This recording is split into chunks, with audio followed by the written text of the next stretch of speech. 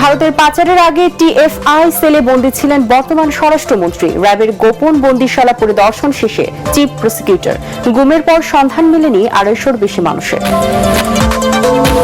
1 বছরের মধ্যে জুলাই সংশ্লিষ্ট সব মামলার বিচার শেষ হবে চিফ প্রসিকিউটর। ট্রাইব্যুনালের সংখ্যা, প্রসিকিউশন ও তদন্ত সংস্থায় লোক বাড়ানোর তাগিদ।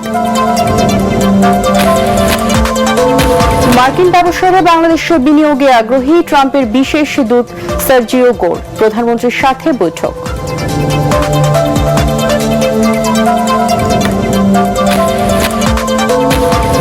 গ্যাস সংকটে অর্ধেকে নেমেছে শিল্প কারখানার উৎপাদন। সীমিত পরিসরে চলছে সাভার ও আশুলিয়ার প্রতিষ্ঠানগুলো।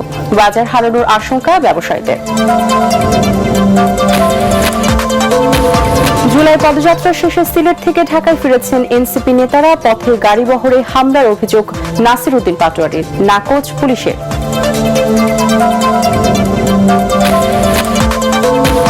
এবং জুলাই বিপ্লবের এই দিনে ডিবি হেফাজত থেকে মুক্তি পান 6 সমন্বয়ক। আন্দোলনের দায় চাপিয়ে নিষিদ্ধ করা হয় জামায়াত শিবিরকে।